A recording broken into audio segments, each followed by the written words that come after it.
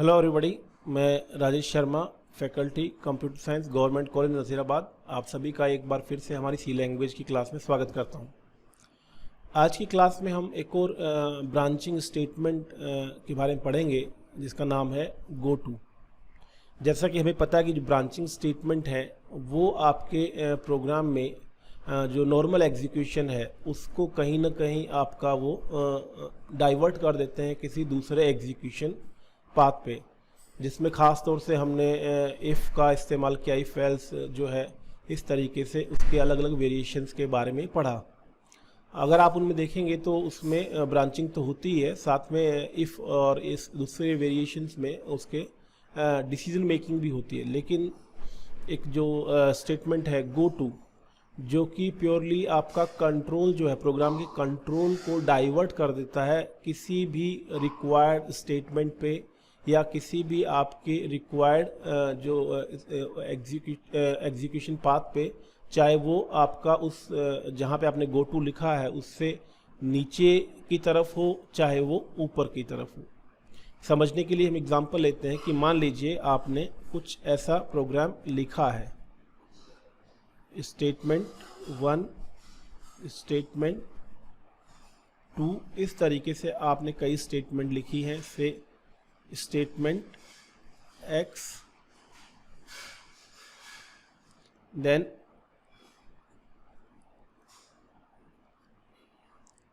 इस तरीके से स्टेटमेंट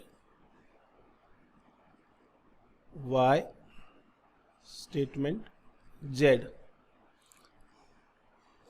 अब मान लीजिए मैं ऐसा चाहता हूँ किसी भी कारण से कि यहाँ से जो कंट्रोल है वो सीधा यहाँ चला जाए। कहने का मतलब ये है कि स्टेटमेंट x पे ना आने पाए, जो भी रीज़न हो, तो आप इसमें यहाँ पे गो टू का मतलब जैसे नाम से ही इसमें पता पड़ता है, गो टू मतलब पर्टिकुलर जो है पोजीशन पे या स्टेटमेंट पे जाना।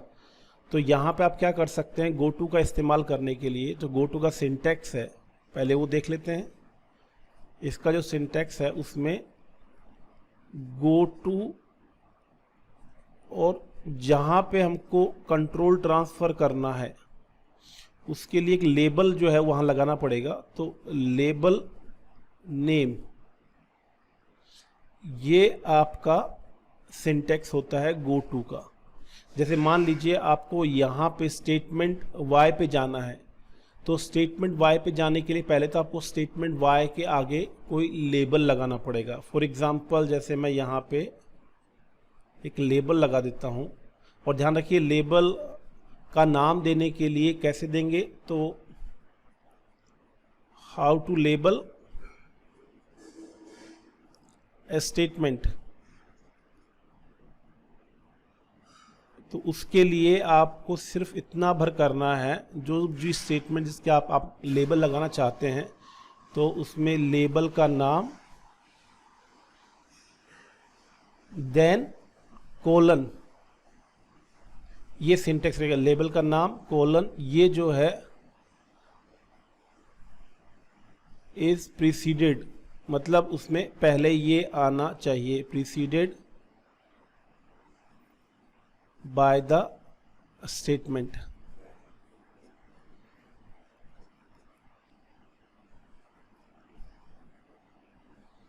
तो आप यहाँ पे देखेंगे, जैसे मैं यहाँ पे लेबल लगा देता हूँ से इसमें ABC, और ये लेबल किसके साथ में है, आपका स्टेटमेंट Y के साथ में है। तो यहाँ से मेरे को अब कंट्रोल यहाँ पे भेजना है, तो यहाँ पे मैं लिख दूंगा गो टू ABC।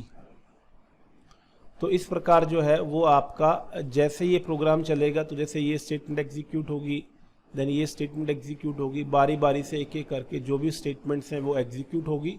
और जैसे ही आपका गो टू ABC आएगा, तो जो आपका इस प्रोग्राम में ऊपर या नीचे जहाँ कहीं भी किसी स्टेटमेंट के आगे ABC नाम का लेबल है, यानी किसी भी स्टेटमेंट के आगे ABC और कॉलन है, कंट्रोल जो होगा वहाँ ट्रांसफ़र हो जाएगा। तो आप देखेंगे कि स्टेटमेंट Y के आगे जो है वो ABC कॉलन लगा हुआ है, तो यहाँ पे ये जो है वो आपका कंट्रोल ट्रांसफ़र हो जाएगा और उसके बाद जो है वो नॉर्मल एग्जीक्यूशन जारी रहेगा। हाँ, देखने वाली बात ये रहेगी कि ये जो एग्जीक्यूशन में हम जो कंट्रोल ट्रांसफ़र करते हैं ये जो है वो करंट पॉइंट से नीचे भी हो सकता है, ऊपर भी हो सकता है। मतलब कि जैसे आप नीचे की तरफ भी जो है वो जंप करवा सकते हैं कंट्रोल को और ऊपर की तरफ, मतलब ऐसा हो सकता है कि आपका प्रोग्राम जो है वो गो टू हो और आपका जो लेबल का नाम आपने रखा है, लेबल नेम जो भी आप रखेंगे वो आपका इस तरीके से हो और यहाँ पे किसी स्टेटमेंट के आगे जो है वो लेबल नेम, जैसा कि अभी हमने देखा, इस तरीके से नीचे की तरफ भी हो सकता है और हम चाहें तो ज़रूरत के हिसाब से हम उसको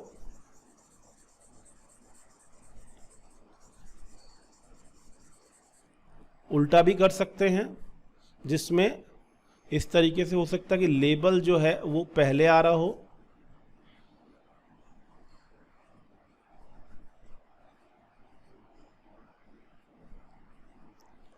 उसके आगे जो स्टेटमेंट लिखी हुई वो ठीक है और यहाँ पे कहीं नीचे जो है वो गो टू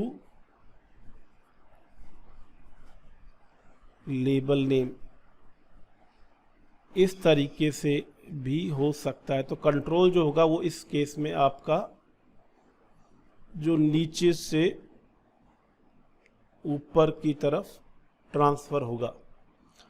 तो दोनों ही केस में, या चाहे स्पेशली जो नीचे से ऊपर कंट्रोल जाता है उसमें आपको ये ध्यान रखनी होगी, क्योंकि बार बार ये कंट्रोल जब ऊपर जाएगा, ऐसे एग्जीक्यूशन ऊपर जाएगा फिर नीचे आएगा फिर ऊपर जाएगा फिर नीचे आएगा, इस तरीके से ये एक साइकिल में घूमता रहेगा इस तरीके से।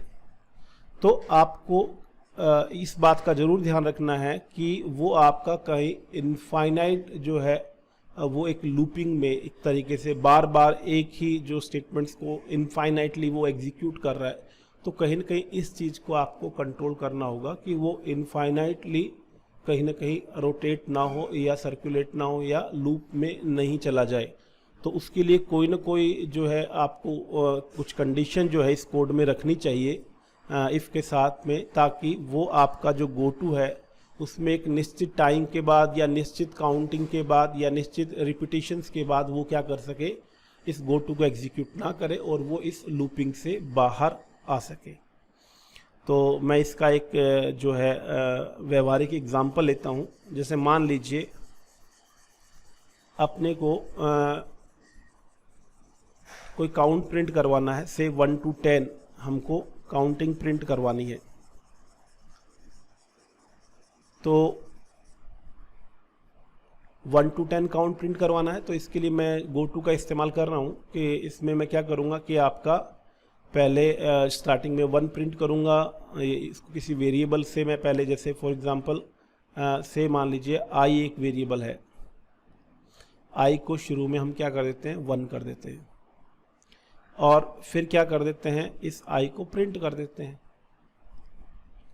तो हमारा जो है i क्या होगा वो प्रिंट हो जाएगा। फिर इसमें अच्छा, मैं ये नॉर्मली एक सूडो कोड के जैसे लिख रहा हूँ, उसको सी लैंग्वेज में भी इसी प्रकार जो उसका कॉरस्पॉन्डिंग जो स्टेटमेंट उससे लिखा जा सकता है।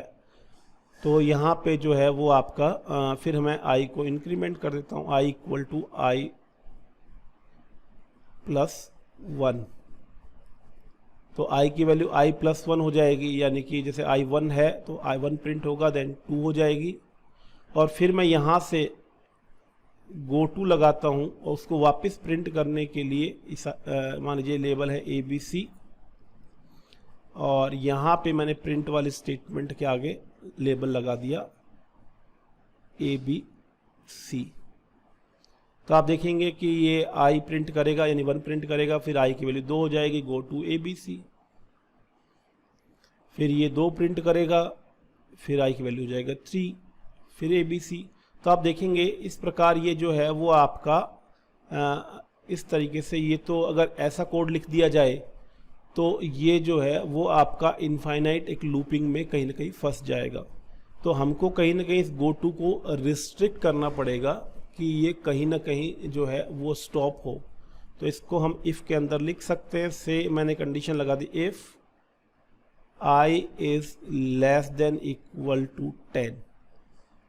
अब आप देखेंगे कि ये जो है अगर आपका जो है i 10 या उससे कम है तो कंट्रोल जो है वो आपका ऊपर जाएगा, प्रिंट करेगा, देन i की वैल्यू बढ़ेगी और ऐसा चलता रहेगा जब तक कि i 10 से छोटा है। तो आप देखेंगे कि ये जो है आपका 1 से लेके 10 तक की काउंटिंग प्रिंट करेगा।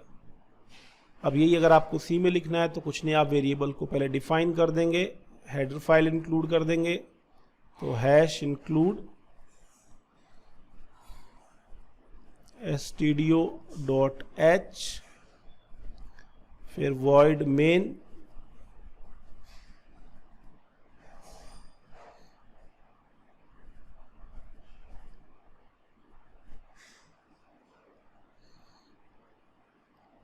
इंटीजर i, देन इसके अंदर हम जो है इसको printf जो है वो i को करने से पहले इस i को इनिशियलाइज कर देते हैं। अब ये 1 to 1 कॉरस्पॉन्डेंस आप यहाँ से ले सकते हैं, बिल्कुल i इक्वल टू 1, देन इसके लिए आप ले सकते हैं printf %d i, और फिर इसमें next i equal to i plus 1, i को इंक्रीज करने के लिए, और फिर अगर i जो है लेस देन इक्वल टू 10 है तो आप उसमें GoTo लगा सकते हैं, GoTo ABC, और यहाँ पे जो है मैं यहाँ पे लेबल लगा देता हूँ ABC कॉलन।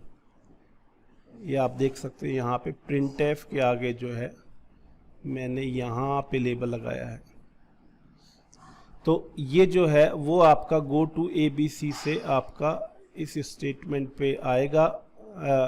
पहली बार चूंकि i में वैल्यू 1 है तो i में वैल्यू 1 प्रिंट होगी, देन i की वैल्यू 2 होगी, condition i less than equal to true होगी, फिर वो ABC पे जाएगा, फिर i की वैल्यू को प्रिंट करेगा, i की वैल्यू 2 है, i प्रिंट होगा, देन i की फिर इंक्रीमेंट होगी, i की वैल्यू 3 हो जाएगी, कंडीशन फिर ट्रू है। तो इस तरीके से 3, फिर 4, फिर 5, फिर 6, फिर 7, 8, 9, 10। अब लास्ट टाइम जब वैल्यू 10 है तो वो जाएगा, देन अगेन कंडीशन ट्रू है तो ऊपर जाएगा, i की वैल्यू 10 प्रिंट करेगा और जो है वो आपका फिर i की वैल्यू इंक्रीमेंट होगी, तो वो वैल्यू इंक्रीमेंट होके फिर हो जाएगी 11। अब 11 जब हो जाएगी तो जो नीचे जब इफ कंडीशन टेस्ट होगी कि i less than equal to 10, तो 11 वाले केस में ये आपका फॉल्स हो जाएगा, यानी व्हेन i इक्वल टू 11, तो यहाँ पे आपका ये इफ के अंदर नहीं जाएगा, इफ के अंदर नहीं जाएगा तो ये आपका यहाँ पे बाहर आ जाएगा, बाहर in the sense if block के अंदर नहीं जाने के बजाय इफ के बाद में जो है, और इफ के बाद में आप देखेंगे कि प्रोग्राम जो है वो आपका एंड हो रहा है, तो सिंपली आपका यहाँ पे प्रोग्राम जो है वो एंड हो जाएगा। तो इस प्रकार से हम देखते हैं कि GoTo जो है वो किस प्रकार से किसी पर्टिकुलर पॉइंट पे आपके प्रोग्राम की ब्रांचिंग कह दीजिए या कंट्रोल ऑफ का जो कंट्रोल ऑफ एग्जीक्यूशन है उसको शिफ्ट कर देता है, फ्लो को चेंज कर देता है। तो इस प्रकार से GoTo जो है ज़रूरत के हिसाब से हम प्रोग्राम में इस्तेमाल कर सकते हैं। तो आज की क्लास में इतना ही। आपका लेक्चर देखने के लिए बहुत बहुत धन्यवाद।